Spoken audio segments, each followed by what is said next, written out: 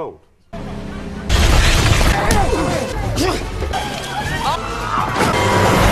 Hey yo Becaters, balik lagi bersama gue di channel. Apa kabar kalian semua? Semoga selalu baik-baik saja ya. Di video kali ini gue ingin membahas alur cerita film yang mungkin sudah banyak yang tahu, yaitu film series James Bond. Yang kali ini mau kita bahas yaitu yang berjudul Casino Royale yang dirilis tahun 2006, yang merupakan debut dari Daniel Craig melakukan misi pertamanya sebagai Agent 00. Bagi yang belum tahu, James Bond ini merupakan agen elit 00 dengan sandi 007 di bawah naungan organisasi rahasia Inggris yang bernama MI6. Di film ini, ia mendapat misi untuk memburu bankir misterius dan terlibat permainan poker berisiko tinggi karena keamanan internasional menjadi taruhannya. Kira-kira bagaimana keseruan filmnya? Langsung saja, let's play. Film diawali dengan latar hitam putih dan berlokasi di Praha, Republik Ceko. Menampilkan seorang pria mencurigakan tengah memasuki perkantoran. Pria itu bernama Dryden, ia merupakan kepala seksi 00. Sesampainya di kantor, di sini ia dikejutkan dengan kehadiran James. Di sini diceritakan jika James belum menjadi agen 00. Dan di sini juga terungkap jika Dryden melakukan pengkhianatan dengan cara menjual rahasia negara. James dengan dinginnya menceritakan jika ia telah berhasil membunuh kontaknya.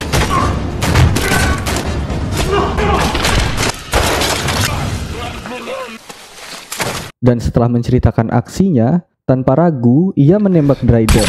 Dua pembunuhan itu membuat Bond dipromosikan menjadi Agent 00 karena dinilai berhasil menyelesaikan misi-misinya. Kemudian scene berganti di Uganda di kamp pemberontak. Di sini kita diperlihatkan pemimpin pemberontak bernama Stephen Obano sedang mengadakan pertemuan dengan Mr. White yang merupakan perwakilan dari kelompok kriminal rahasia. Mr. White memperkenalkan Stephen dengan seorang pria bernama Le Chiffre. Karena di sini sulit menyebutkan namanya dan ada bekas luka di matanya, mari kita sebut dia dengan Mr. Codet. Ia merupakan seorang bankir swasta yang biasa menyimpan dan menginvestasikan uang para penjahat di organisasi mereka. Obano mempercayakan sejumlah uangnya ke Mr. Codet untuk disimpan. Setelah mendapatkan uang, Mr. Codet menelpon seseorang dan memberinya perintah untuk bertaruh membeli saham Skyfleet. Di tempat lain, di Madagaskar, Bond bersama rekannya sedang mengawasi transaksi bom teroris di sebuah lokasi konstruksi yang sedang ada kerumunan pertunjukan ular kobra. Transaksi ini melibatkan seorang pembuat bom bernama Molaka. Di sini, terlihat Molaka mendapatkan pesan yang bertuliskan elipsis. Sayangnya, akibat kecerobohan rekan Bond, mereka ketahuan dan membuat Molaka kabur. Di sini, kita diperlihatkan aksi kejar-kejaran mereka mulai dari pasar, kebun, dan proyek konstruksi. Hingga terlibat perkelahian di atas kren yang tinggi, menampilkan keahlian parkur melompat dari satu bangunan ke bangunan lain.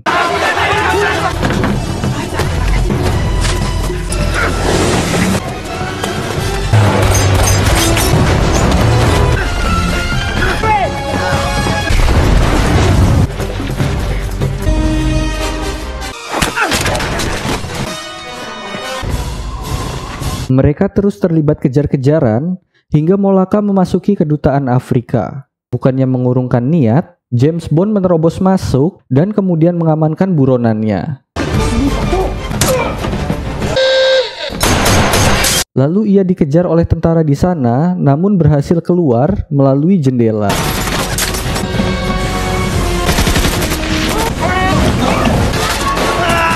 Situasi yang tidak kondusif membuat James Bond membunuh Molaka dan meledakkan gedung itu, kemudian kabur dari sana.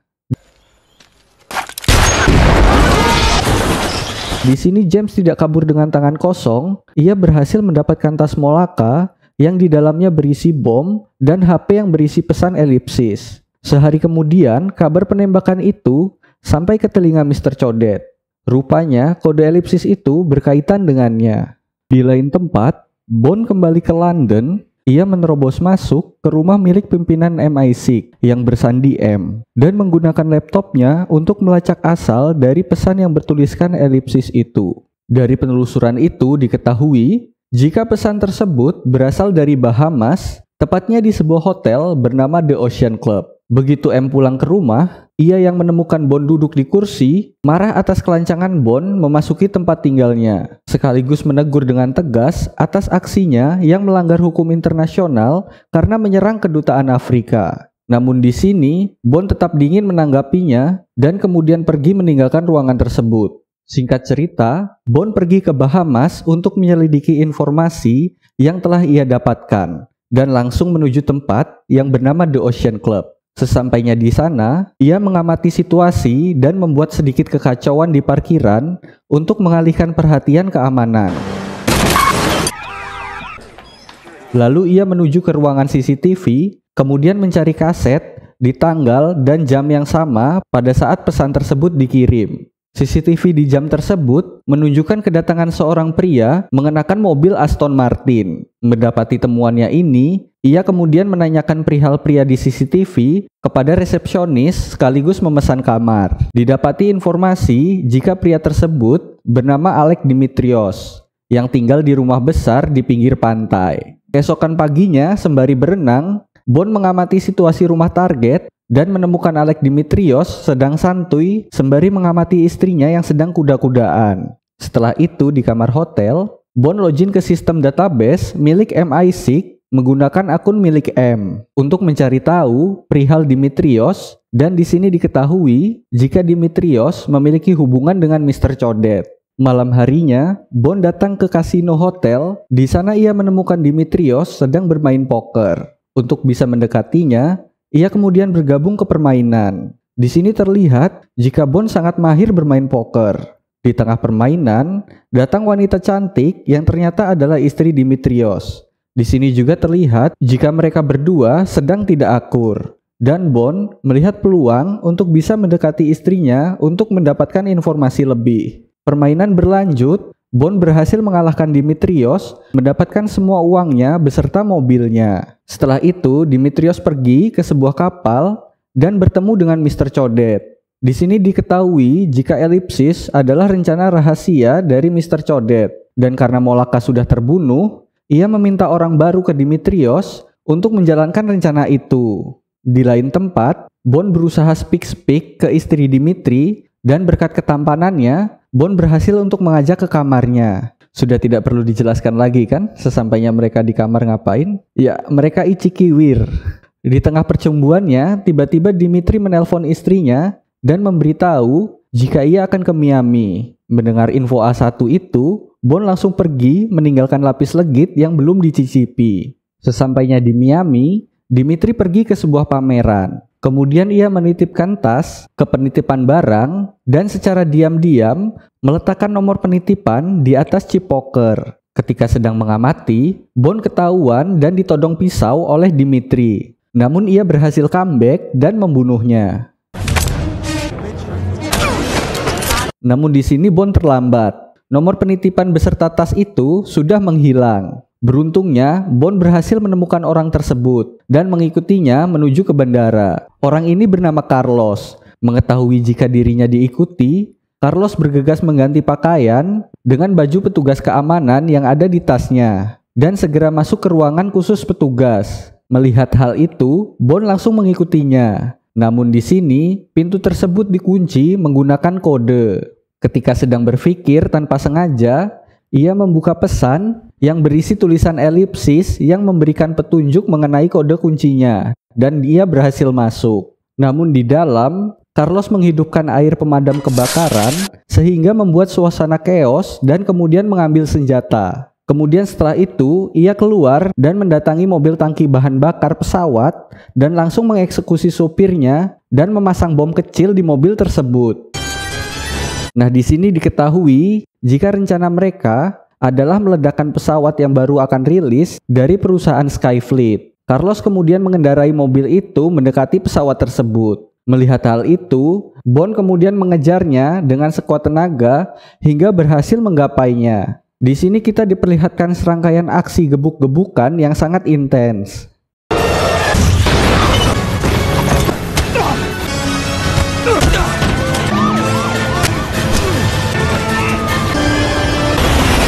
Di sini James Bond hampir terjatuh dari truk dan saat itu ia melihat jika mobil tersebut sudah dipasangi bom dan ia segera bangkit kembali. Kemudian Carlos berhasil mengambil remote bom tersebut dan lompat dari truk.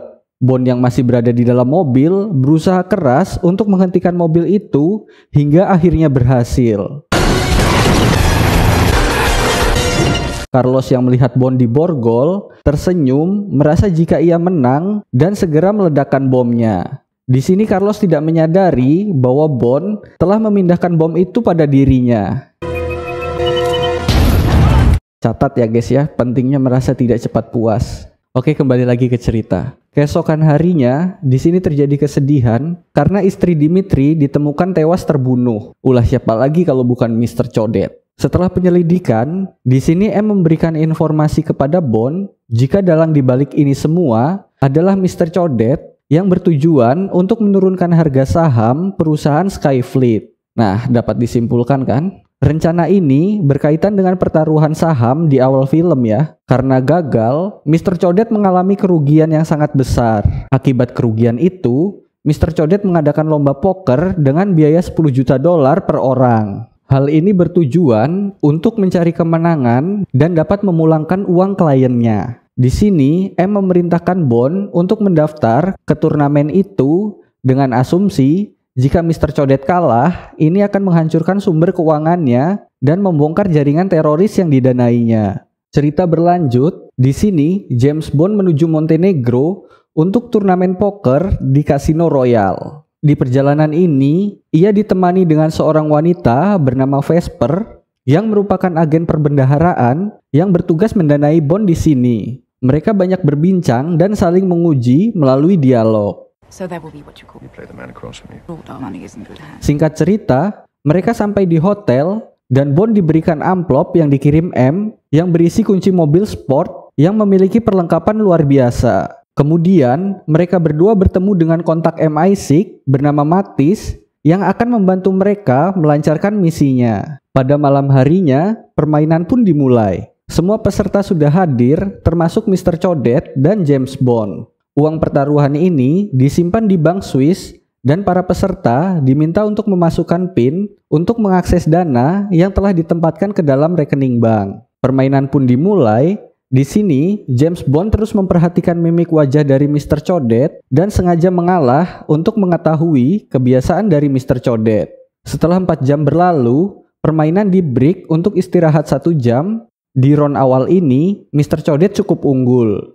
Bond secara diam-diam memasukkan alat pelacak ke dalam alat bantu pernafasan si Codet dan mengikutinya ke kamar. Namun saat si Codet sedang berada di kamar, ia didatangi oleh Obano yang di awal film tadi menitipkan uang ke Mr. Codet. Ia ke sana untuk meminta ganti rugi karena tahu jika uangnya telah dihabiskan oleh Mr. Codet. Mr. Codet menjanjikan jika akan mengembalikan uangnya setelah turnamen poker ini. Mendengar kegaduhan di kamar Mr. Codet, Bond dan Vesper membatalkan niatnya dan menyosor Vesper untuk penyamaran.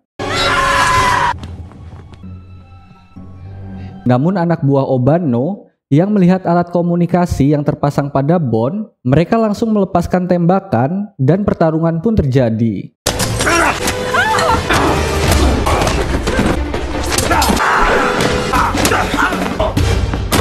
Berkat bantuan Vesper, Bond dapat membunuh Obano. Bond menyembunyikan mayat mereka di bawah tangga dan memerintahkan Vesper untuk memberitahu Mattis untuk mengurusnya. Lalu Bond segera ke kamar mandi untuk berganti pakaian dan melanjutkan permainan. Kemudian permainan pun berlangsung beberapa jam dan akan dilanjutkan keesokan harinya. Setelah itu, Bond kembali ke kamar dan mendapati Vesper yang shock setelah melihat kejadian tadi.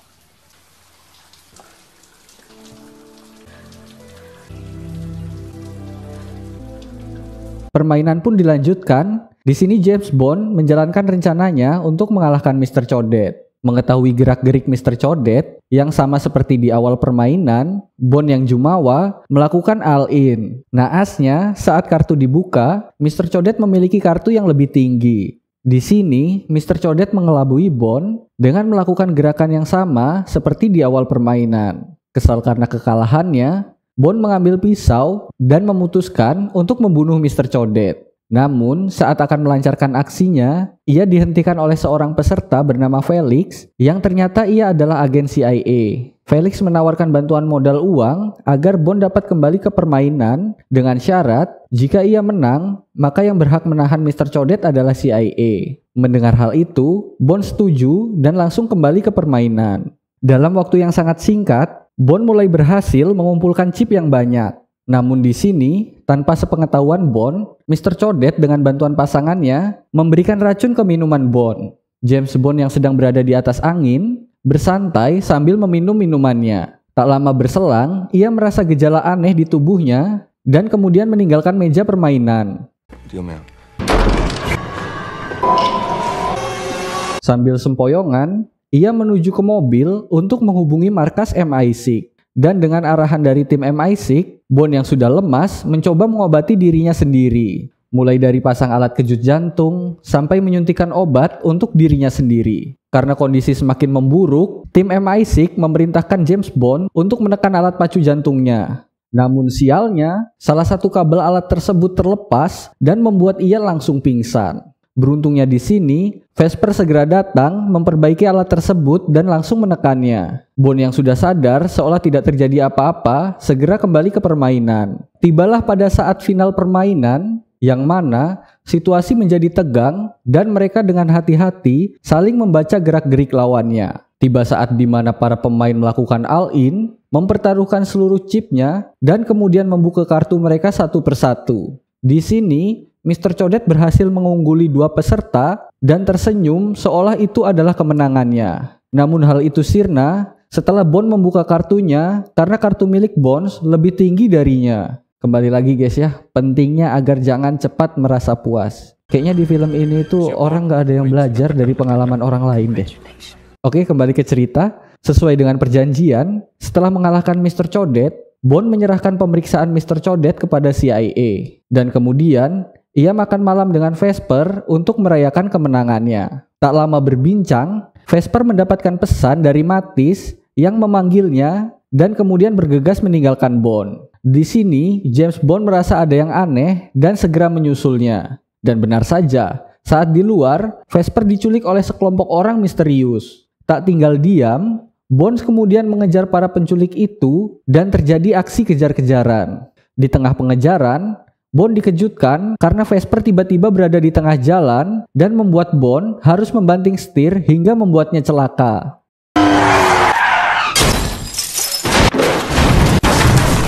Saat Bond tak berdaya, tiba-tiba Mr. Codet muncul untuk menangkapnya. Usut punya usut, semua ini adalah ulah dari Mattis yang berkhianat. Kemudian James Bond dan Vesper dibawa ke sebuah bangunan. Sesampainya di sana, Bond ditelanjangi dan diikat di sebuah kursi, disiksa dengan cara yang menyakitkan. Hal ini dilakukan Mr. Codet untuk mengetahui pin bank yang digunakan oleh James Bond pada saat permainan. Tapi di sini, Bond tetap kekeh untuk tidak berbicara. Saat berlangsungnya penyiksaan, tiba-tiba Mr. White datang memasuki ruangan itu dan tanpa babi bu langsung menembak Mr. Codet. Namun anehnya, James Bond di sini dibiarkan hidup. Singkat cerita, setelah James Bond sadar, Mattis pun ditangkap atas tuduhan pengkhianatan. Sedangkan di sini, Bond dan Vesper terlihat cinlok. Saat sedang asik berduaan, petugas bank datang untuk mencairkan uang kemenangannya. Setelah itu, mereka berdua memutuskan untuk liburan ke Venezia, dan di saat itu juga, James Bond menyampaikan surat pengunduran diri kepada M. Di suatu pagi, Vesper terlihat bangun pagi dengan tergesa-gesa. Ia berkata jika ingin mengambil uang untuk perjalanan selanjutnya, dan Bond ditugaskan untuk belanja kebutuhan. Tak lama berselang, Bond menerima telepon dari M yang mengatakan jika uang yang digunakan untuk poker belum dikembalikan ke bagian perbendaharaan. Bond yang mendengar itu kaget dan langsung menelpon petugas bank. Petugas bank itu mengatakan jika uangnya saat ini sedang ditarik di cabang Venezia. Dengan tergesa-gesa, Bond mencari Vesper ke dalam bank namun tidak menemukannya. Di luar, ia menemukan Vesper yang sedang menenteng koper berisi uang dan mengikutinya. Bond melihat Vesper menyerahkan uang itu ke orang asing. Namun saat mengamati, Bond ketahuan. Kelompok tersebut langsung mengamankan Vesper dan serangan pun diluncurkan. Untuk melemahkan musuhnya, James Bond menembak pelampung yang digunakan untuk menahan rumah dan membuat rumah itu perlahan tenggelam. Memanfaatkan situasi ini, Bond mencoba mengalahkan mereka satu persatu.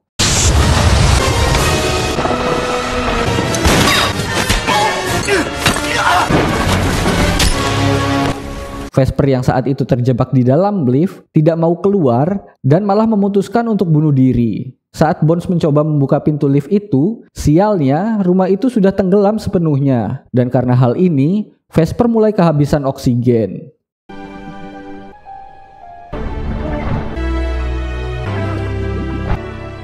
James Bond berhasil membawa Vesper ke permukaan, namun naasnya sudah terlambat, Vesper sudah tidak bisa diselamatkan. Dan di sini, tanpa disadari, uang yang diberikan Vesper kepada kelompok misterius tadi dibawa oleh Mr. White. Singkat cerita, sesudah kejadian itu, James mendapat informasi dari M. Ternyata, Vesper memiliki seorang kekasih yang ditahan oleh sebuah kelompok kriminal rahasia. Yang ternyata ini adalah kelompok dari Mr. White. Sehingga mengharuskan Vesper untuk membayar sejumlah uang ke kelompok tersebut. Mendengar hal itu, Bond mengurungkan niatnya untuk resign dari agen 00 dan kemudian memeriksa barang-barang milik Vesper. Di ponsel Vesper, Bond menemukan sebuah pesan yang ditujukan untuknya. Di sana berisi nama Mr. White dan nomor teleponnya. Menggunakan nomor tersebut, James Bond berhasil menemukan keberadaan Mr. White dan saat mengangkat panggilan,